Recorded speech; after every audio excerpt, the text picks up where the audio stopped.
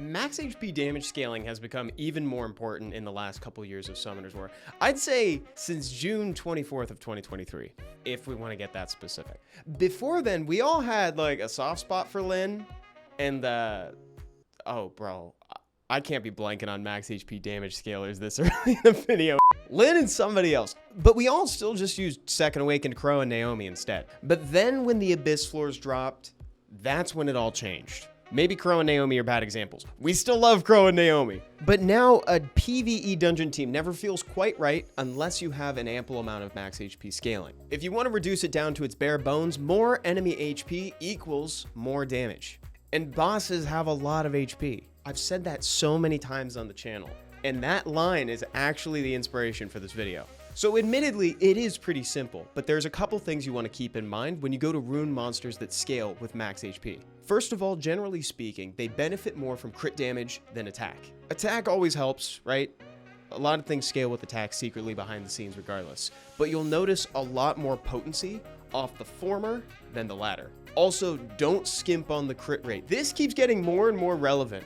Crit rate and crit damage are two skills that are innately linked together. It's like a quantum binding.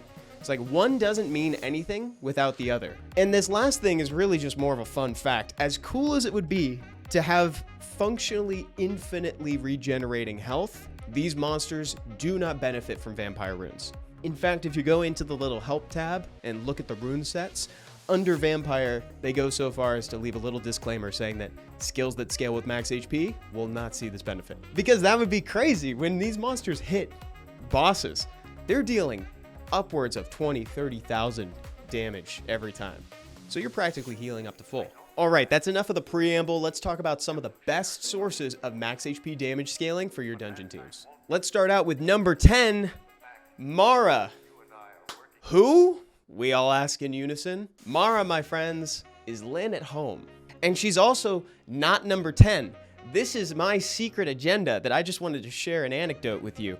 A long time ago, the year was 2018.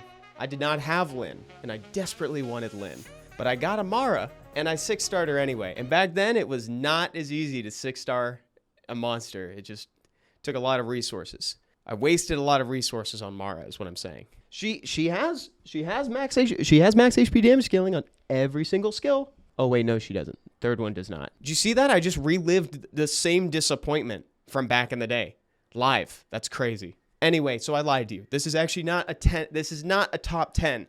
It's actually a top 9 with a story about Mara. It's like I'm just using this platform to push my anti-Mara agenda. Number 9 is Lynette, the Dark Magic Knight. She's a very cool unit that I've always dreamt of using. She's also a Hall of Heroes, and when you use her third skill, she heals your entire team based on the damage dealt. That's almost like vampire runes. Almost. And almost is good enough. Number 8 is Sigmaris, the Water Phoenix. Now, let me be crystal clear with you.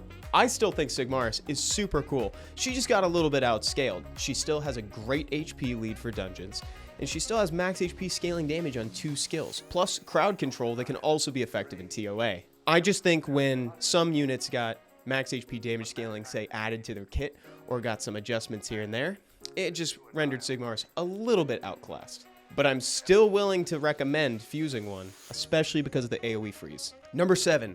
One of my personal favorites is actually Deva, the Light Chakram Dancer. Deva's really cool because, so while it's not exactly the same as others, she inflicts additional damage based on the enemy's max HP, but she also gives that effect to boomerang warriors in play. And where that's awesome is in places like Dragon's Abyss. So in my team, I utilize Deva, a boomerang warrior, and a few other things. It's really cool. Do I need to say anything else?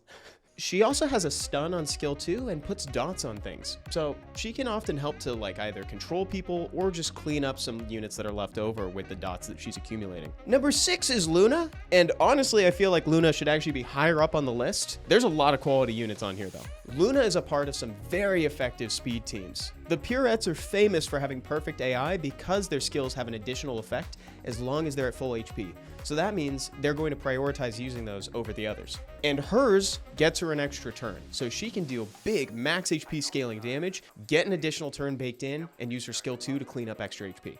Number 5 is Lin. I'm gonna be perfectly honest with you guys. I actually didn't write anything for Lin because do we need to?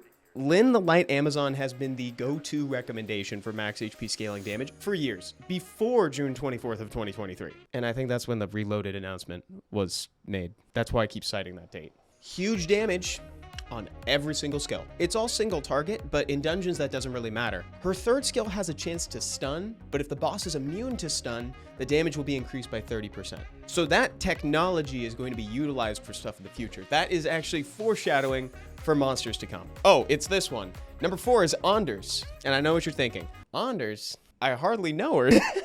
Anyway, he's the Water Magic Order Guardian. He attacks to stun and reset attack bar, but the cooldown will be reduced if the target is immune to stun, which bosses are. Also, I think folks did some testing with this one, and they found out that he is actually a little bit of an exception to the runing rule, and he tends to benefit from some attack. I don't really know why. We'd have to open up the hood and take a look at the back end of the game to find out what the scaling is like, but that's what testing showed. One more thing, I can't talk about Anders without talking about the way that they say reset attack bar. I think that is such an elegant way to say reduce the target's attack bar all the way down to 0, or however it's phrased on like Tableau or Ganymede. Resets attack bar. We know what that means.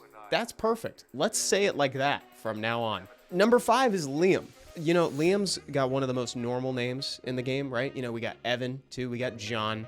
Now we've got Guy and Rick, right? Like, that's crazy. We've got Grogan. Dude, I went to high school with a Grogan. I forgot to mention this for Anders, but he has a stellar leader skill for dungeons, by the way. 50% attack power lead in dungeons for water monsters. Incredibly relevant. So Liam similarly has a great leader skill for dungeons. Just generic attack power lead. And his skill 2 actually scales with enemy max HP. His third one just looks to see how low their HP is, to check to see how much of their defense he wants to ignore. But because of the skill 2 technicality, he's on the list. He's a nat 5, so he's harder to get, and it wouldn't feel quite right to put him higher, especially because he's kind of here on a technicality. But basically, accessibility is holding him back. But I'd be remiss not to mention the fact that Liam is a part of some of the craziest speed teams out there, right? Okay, cool. We've talked enough about Liam.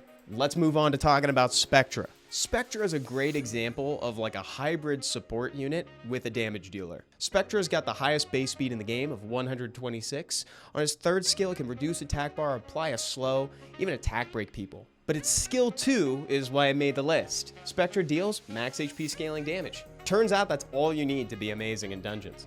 There was a period of time where people were even trying to force Spectra in Giants. I think we're kind of past that phase now, and instead we're relegating him to Dragons as well as Trial of Ascension, where this is also relevant for bosses. But number 2 is Shaman. The reason why Shaman just inches by his brother and claims the number 2 slot is because of the elemental neutrality. So that means you can bring him in more places. So if you wanted to use Shaman in Giants, which I do for my speed team with Teshar, you can. But of course, he would be the best up against dark targets where he's dealing increased damage. He also has healing on skill 1, so he can kind of contribute to keeping your team alive on the way up to the boss. Thank you for your service, Shaman. All right, honorable mentions?